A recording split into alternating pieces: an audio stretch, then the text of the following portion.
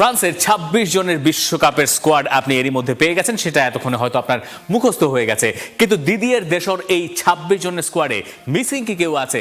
এই দলটা কত দূর যাবে বিশ্বকাপে? অনেকের মতেই এরাই সবচেয়ে বড় ফেভারিট এইবারের বিশ্বকাপের। কিন্তু কেন তাদেরকে ফেভারিট বলা হচ্ছে? কিন্তু ফ্রান্স কি আসলে সেই তকমাটা ধরে রাখতে পারবে? ফ্রান্সের কি কোনো জায়গায় দুশ্চিন্তার কিছু আছে? আপনি যদি স্পেশালি স্কোয়াড দেখেন ফ্রান্সের, তাহলে আপনি সম্ভবত এই ধারণাটা পুরোপুরি উড়িয়ে দেবেন। তাদের যেসব ফরওয়ার্ডসরা আছে, তারপরে ফ্রান্সের আরেকটা বিশ্বকাপ জিততে পারার কথা। মানে গত দুটো বিশ্বকাপের পারফরমেন্সই দেখুন না। দিদিয়ের দেশও প্রথমবার ২০১৪ বিশ্বকাপে দলকে কোয়ার্টার ফাইনালে নিয়ে গেলেন, পটেনশিয়াল চ্যাম্পিয়ন জার্মানির কাছে তারা হারলো, 18 বিশ্বকাপে তারা জিতলো, 22 বিশ্বকাপে তারা জেতা থেকে অল্প দূরে ছিল। সেই ফ্রান্স এইবার আরও একবার বিশ্বকাপে যাচ্ছে এবং তারা ফেভারিট হয়ে যাচ্ছে, হট ফেভারিট। অনেকের মতে স্পেন আর্জেন্টিনার চেয়ে সবচেয়ে বড় ফেভারিটটা এই ফ্রান্স। চলুন আমরা ফ্রান্সের স্কোয়াডটা দেখি। ফ্রান্সের স্কোয়াডটা দেখার আগে দিদিয়ের দেশও আসলে কি বলছেন সেটাও আমাদের বোঝা দরকার। তিনি বলছেন যে এটা নট নেসেসারিলি ২৬ জন সেরা ফ্রেঞ্চ ফুটবলারের লিস্ট। তিনি বলছেন রাদার তার কাছে মনে হয়েছে কম্বিনেশন ঠিক করার জন্য তার এই ফুটবলারদেরকে দরকার ছিল। It's a squad, not necessarily the 26 best players. It's about balance and how the team comes together. এই যে টিমটাকে কামস টুগেদারের কথা বলছেন দিদিয়ের দেশও, এই জায়গাতেই আসলে দিদিয়ের দেশের সবচেয়ে বড় ম্যাজিক। তার কাছে সুপারস্টার ২০১৪ সালেও ছিল, 18তেও ছিল, 22এও ছিল। ফ্রান্সের যে ফুটবলিং সিস্টেম, সেখান থেকে প্রতি বছর এইরকম ঝাঁকে ঝাঁকে ফুটবলার বের হয় এবং যে ফুটবলাররা ইউরোপ মাতিয়ে বেড়াচ্ছে। মানে এই যে ২৬ জনের স্কোয়াড দিদিয়ের দেশও ডেকেছেন, তার ভেতরে ৯ জন ফুটবলারই চ্যাম্পিয়ন্স লিগের ফাইনালে খেলবেন। এত বেশি সংখ্যক প্লেয়ার কোনো একটা নির্দিষ্ট দেশ থেকে আর কোনো দেশের নাই। এখানে আপনি বুঝতে পারছেন যে ফ্রান্সের আসলে শক্তি কতখানি। তাই তিনি বলছেন, বা দিদিয়ের দেশের জোর হচ্ছে গেম ম্যানেজমেন্টের উপরে, প্লেয়ার ম্যানেজমেন্টের উপরে, রাদার দ্যান ট্যাকটিক্যাল অনেক বেশি কলা কৌশলের থেকে। তো সেই দিদিয়ের দেশও যে গোলকিপারদের ডেকেছেন দলে ৩ জন, তার ভেতরে খুব অনুমিতভাবে চমক নাই, কিন্তু চমক আবার আছেও। মানে মাইক ম্যানিও এইবার এসি মিলানে যে একটা মৌসুম কাটিয়েছেন, সেটা এসি মিলানের জন্য ভালো না হলেও মাইক ম্যানের জন্য খুবই ভালো। তার প্রথম বিশ্বকাপ হতে যাচ্ছে এটা। রবিন রিসের এই জায়গায় একটা চমক আছে, তরুণ লসের গোলকিপারকে তিনি দলে ডেকেছেন। আর এই সাম্বা, যিনি ২০১৪ সালে ফ্রেঞ্চ নাগরিকত্ব নিয়েছিলেন এবং তারপর তিনিও বিশ্বকাপে সুযোগ পেয়েছেন। এই ৩ জনের কারোরই বিশ্বকাপের অভিজ্ঞতা নাই, কিন্তু এটা বড় কোনো ফ্যাক্টর হিসেবে দেখার কোনো কারণ নাই, কারণ এর আগ পর্যন্ত ফ্রান্সের গোলবারের নিচে উগো লরিস অনেক লম্বা সময় ধরে সার্ভ করে গেছেন। সেকেন্ড চয়েস গোলকিপার যারা ছিলেন, তারা ওইখানে আর এইবার স্কোয়াডে জায়গা পান নাই। রাদার একেবারে ফ্রেশ সেটআপ নিয়ে ফ্রান্স কোচ যাচ্ছেন বিশ্বকাপে। মানে শাভিলিয়ারকে রাখার একটা কথাবার্তা শোনা যাচ্ছিল, কিন্তু সেই জায়গাতে রিসের পরে ঢুকে গেছেন। ফ্রান্সের ডিফেন্ডার্স যারা, এইখানে প্রতিটা পজিশনে তার মানে দিদিয়ের দেশের কাছে অপশনস আছে। তিনি চাইলে অনেক রকম সিস্টেম ফলো করতে পারেন। মানে লুকাস দিনিয়ের কথাটা আবার এর ভেতরে আলাদা করে বলা যেতে পারে। ২০১৪ বিশ্বকাপে এই ভদ্রলোক স্কোয়াডে ছিলেন, ২০১৮তে থাকতে পারেন নাই, ২০২২ বিশ্বকাপে তিনি থাকতে পারেন নাই, মাঝে ২০২১ ইউরোতে ছিলেন, তিনি ২০১৬ ইউরোর স্কোয়াডেও ছিলেন। দিদিয়ের দেশও আবার সেই অ্যাস্টন ভিলার ফুটবলারকে দলে নিয়ে এসেছেন, যিনি এই দলটাকে মানে অ্যাস্টন ভিলাকে নিয়ে ইউরোপা লিগের ফাইনাল পর্যন্ত পৌঁছে গেছেন। তিনি লুকাস দিনিয়েকে জায়গা দিয়েছেন। মালো গুস্তো রাইট ব্যাক পজিশনে একটা অ্যাডেড ফিচার ধরতে পারেন আপনি। মানে জুলস কোন্ডে আর মালো গুস্তোর ভিতরে কে আসলে রাইট ব্যাক হবেন ফ্রান্সের, এইটা একটা প্রশ্নই বটে। লুকাস হার্নান্দেজ, থিও হার্নান্দেজ দুজনে সুযোগ পেয়েছেন। মানে থিও হার্নান্দেজের ব্যাপারটা তো একটু ইন্টারেস্টিং, যে তিনি সৌদি প্রো লিগে খেলেন, আল হিলালে খেলেন, তো তাকেও দিদিয়ের দেশও দলে রেখেছেন। এটা অনেকে ভেবেছিলেন যে হয়তো এই হার্নান্দেজের দুজনের একজন থাকবেন বা দুজনই বাদ পড়তে পারেন, কিন্তু দিন শেষে 2 হার্নান্দেজ ব্রাদারই এখানে আছেন। লুকাস হার্নান্দেজ পিএসজিতে নিয়মিত সুযোগ পান না, কিন্তু তারপরও 18 বিশ্বকাপ জয়ী ডিফেন্ডারকে তিনি দলে রেখেছেন। ইব্রাহিমা কোনাতে লিভারপুলের হয়ে প্রায় প্রতিটা ম্যাচ তিনি খেলেছেন, যদিও লিভারপুলের সময় ভালো যায় নাই, কিন্তু ইব্রাহিমা কোনাতে তিনি এই দলটায় আছেন। ইব্রাহিমা কোনাতের সঙ্গে এই জায়গায় যদি আমরা দেখি উইলিয়াম সালিবা, দায়দ উপামেকানো, এই ফুটবলারদের ভেতরে আপনি যদি সেন্টার ব্যাক পার্টনার খুঁজতে যান, উইলিয়াম সালিবা সেখানে থাকার কথা। মানে উইলিয়াম সালিবা এবং দায়দ উপামেকানো, এই দুজনের থাকার প্রবাবিলিটি অনেক বেশি, কারণ উপামেকানো চ্যাম্পিয়ন্স লিগে বা বুন্দেস লিগায় যে পারফরমেন্স দেখিয়েছেন, যদিও উপামেকানো বরাবরই সমালোচনার শিকার হয়েছেন, আর সালিবা মজার ব্যাপারটা হচ্ছে সালিবাকে নিয়ে আবার সমালোচনা দিদিয়ের দেশও নিজে করেন, তার কিছু ফিচার সম্ভবত কোচের পছন্দ হয় না, কিন্তু আমরা ধরে নিতে পারি যে উইলিয়াম সালিবা আর উপমেকানো এটার উপরেই বা এই জুটির উপরে ভরসা রাখতে যাচ্ছেন কোচ। আর সেটা যদি না হয় তাহলে হয়তো সেই জায়গায় ইব্রাহিমা কোনাতের একটা স্পট থাকতে পারে। ক্রিস্টাল প্যালেসের লেকরয়কেও তিনি এই স্কোয়াডে রেখেছেন, এটা একটা ইন্টারেস্টিং পিক আপ হিসেবে আপনি ধরতে পারেন। তবে এই সব নামের ভিড়ে সেন্টার ব্যাক পজিশনে বা ডিফেন্সিভ কোনো রোলে তার দেখার সম্ভাবনা আমার কাছে ক্ষীণই মনে হয়। এরপরে যাই মিডফিল্ডারদের রোলে। মিডফিল্ডারের সংখ্যায় ফ্রান্স টিমে কম, মানে যে কথাটা দিদির দেশও বলার চেষ্টা করছেন, তিনি টিমে ব্যালেন্স রাখতে চান। ফরওয়ার্ডের সংখ্যা দেখবেন আর এইখানে মিডফিল্ডারের সংখ্যা দেখবেন, মিডফিল্ডারের সংখ্যা আসলেই কম। যদিও অনেক মিডফিল্ডার আছেন যারা ফরওয়ার্ড লিস্টে ঢুকে গেছেন, সেটা পরে বোঝা যাবে। এনগোলো কন্তে 35 বছর বয়সী মিডফিল্ডার আরও একবার ফ্রান্স দলে আছেন এবং তাকে আসলে তিনি মানে দিদির দেশে কতখানি ভরসা করেন এটা বুঝতে পারবেন আপনি 2024-এর ইউরো দেখতে। 2024-এ যখন তিনি সৌদি লিগে খেলছেন সেই সময় তাকে তিনি দলে নিয়ে এসেছিলেন এবং সেই ইউরোতে তিনি ভালোও করেছিলেন। এইবারও বিশ্বকাপের আগে যেগুলো ফ্রেন্ডলি ম্যাচেস আপনি দেখেছেন সেইগুলোতেও এনগোলো কন্তের প্রেজেন্স ছিল দেখার মতো। তাই এনগোলো কন্তে যে বিশ্বকাপ দলে থাকছেন এটা মোটামুটি জানা ছিল। তার ওই লিডারশিপ ক্যাপাসিটি, তার যে লিড দেওয়া মিডফিল্ডে বা তার ওই রান, আমি জানি না 35 বছর বয়সে তিনি ওই রানটা কতখানি নিতে পারছেন, কিন্তু দিদিয়ের দেশও বিশ্বাস করেন যে এই এনগোলো কন্তে যিনি আবার ফেনারবাচেতে ফিরেছেন তাকে দিয়ে তার কাজ হবে। মানু কোনে একটা ইন্টারেস্টিং পিক, আরও একটা যাকে নেওয়া হয়েছে। এস রোমার এই ফুটবলার 1 বছর আগে ফ্রান্স এই রাডারেও ছিলেন না, কিন্তু তিনি এই এক মৌসুম জুড়ে যে পারফরমেন্স দেখিয়েছেন আর করেছেন তারপর তাকে আর অ্যাভয়েড করেন নাই দিদিয়ের দেশ। এবং হতে পারে এইবারের এই বিশ্বকাপে মানু কোনে এই ফ্রান্সের স্টার্টিং 11-এ ঢুকেও যেতে পারেন।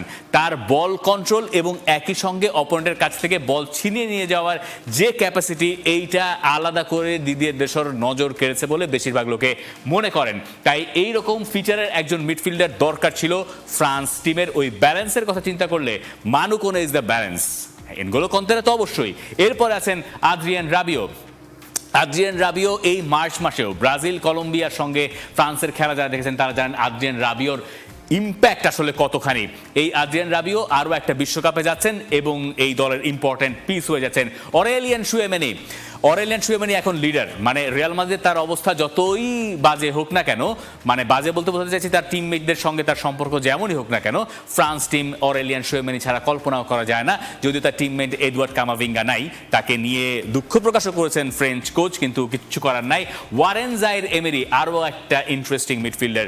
মানে ওয়ারেন জাইর এমেরি গত বছর এইরকম সময়ে ফ্রান্সের আন্ডার 21 টিমে তিনি ড্রপ করেছিলেন। একটা সময় ন্যাশনাল টিমে রাডার ছিলেন, পরে বয়সভিত্তিক দলে তাকে ফেরত পাঠানো হয়েছিল একটা লম্বা ইনজুরি পরে। এই সিজনে চ্যাম্পিয়ন্স লিগ বা ফ্রেঞ্চ লিগে তিনি যে পারফরমেন্স দেখিয়েছেন সেটা এই 21 বছর বয়সী মিডফিল্ডারকে আবারও ফ্রান্স জাতীয় দলে তো এনেছেই, বিশ্বকাপ দলেও তিনি যাচ্ছেন। তাকে আপনি রাইট সাইডের মিডফিল্ড জুড়ে যে কোনো জায়গায় ব্যবহার করতে পারেন, তার মেধার কথা কম বেশি সবারই জানার কথা। মিডফিল্ডার থেকে ফরওয়ার্ডস, এই জায়গা হচ্ছে স্টারেড ফরওয়ার্ড লাইন।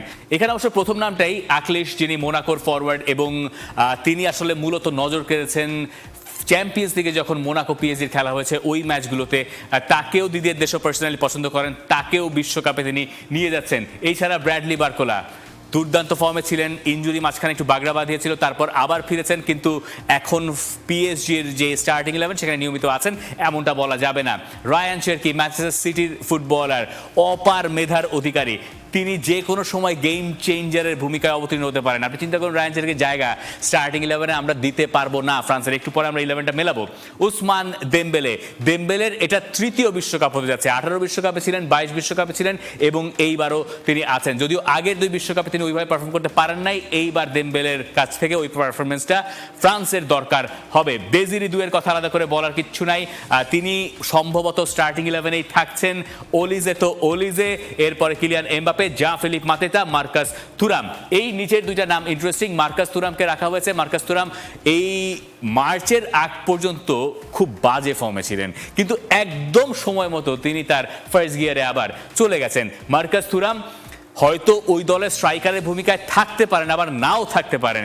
জ্যাঁ-ফিলিপ মাতেতাকে রাখার অন্যতম কারণ সম্ভবত তার হাইট। তিনি এর আগে মানে গত বছর অক্টোবরে তার ফ্রেঞ্চ ন্যাশনাল টিমে ডেবিউ হয়েছিল 25 বছরেরও পরে গিয়ে 26 বছর বয়সে।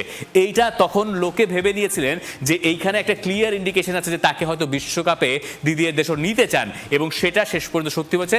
জ্যাঁ-ফিলিপ মাতেটা ক্রিস্টাল প্যালেসের ফুটবলার, তিনিও বিশ্বকাপে যাচ্ছেন।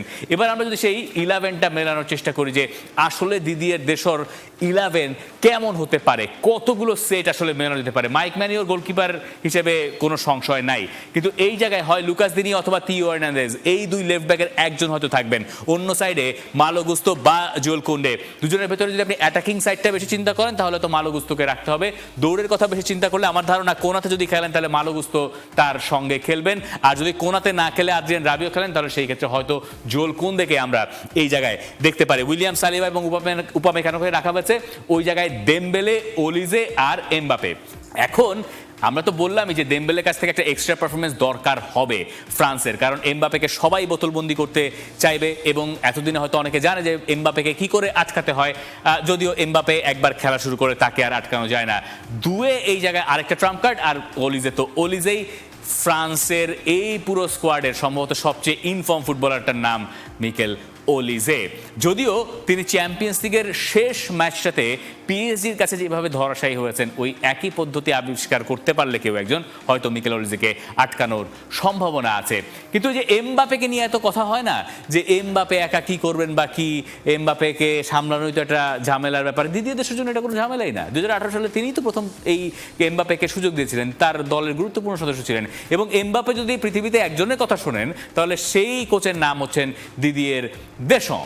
তো সেই কোচ এবং সেই কোচের আন্ডারে এই হচ্ছে তার বিশ্বকাপের পারফরমেন্স। তার 14 ম্যাচের ভেতরে 12 গোল, 2টা অ্যাসিস্ট, 2টা বিশ্বকাপ খেলেছেন, 1 বিশ্বকাপ জিতেছেন, 1 বিশ্বকাপ জেতেন নাই, মানে ফাইনালে হ্যাটট্রিক করেছেন। একবার মনে করিয়ে দিই, আপনি নিশ্চয়ই জানেন, কিন্তু তবুও মনে করি 1 বিশ্বকাপে তিনি হ্যাটট্রিক করেছেন, তবুও তার বিশ্বকাপ জেতা হয় নাই, টপ স্কোরার ছিলেন। তো এই হচ্ছে কিলিয়ান এমবাপে ফিরিস্তি। এখন আপনি বলেন যে ফ্রান্স কেন বিশ্বকাপ জিতবে না? প্রচন্ড পরিমাণে জঘন্য যদি তারা খেলে তাহলে তাদের পক্ষে বিশ্বকাপটা না জেতা হয়তো সম্ভব। Then again you never know. এই হচ্ছে ফ্রান্সের এইবারের বিশ্বকাপের গ্রুপ, এতক্ষণে নিশ্চয়ই মুখস্থ হয়েছে। এই হচ্ছে ফিক্সচার। সেনেগালের সঙ্গে তাদের প্রথম ম্যাচ 2002 বিশ্বকাপের মতোই, এরপরে তারা খেলবে ইরাকের সঙ্গে, এরপরে নরওয়ের বিপক্ষে। ফ্রান্সের প্রিপারেশন এত বেশি ভালো সেটা আপনি বুঝবেন যে তাদের এই বিশ্বকাপ শুরুর আগের দুটো ফ্রেন্ডলি ম্যাচের সিলেকশন দেখে। প্রথমটা তারা খেলবে আইভরি কোস্টের সঙ্গে, তারা প্রথম বিশ্বকাপের ম্যাচ খেলবে সেনেগালের সঙ্গে, যারা আফ্রিকা কাপ অফ নেশনসের চ্যাম্পিয়ন। মানে চ্যাম্পিয়ন কিনা আমি তো জানি না, কাগজে কলমে অবশ্য ওই পাশে মরক্কো চ্যাম্পিয়ন, কিন্তু আসলে খেলে তো চ্যাম্পিয়ন সেনেগাল।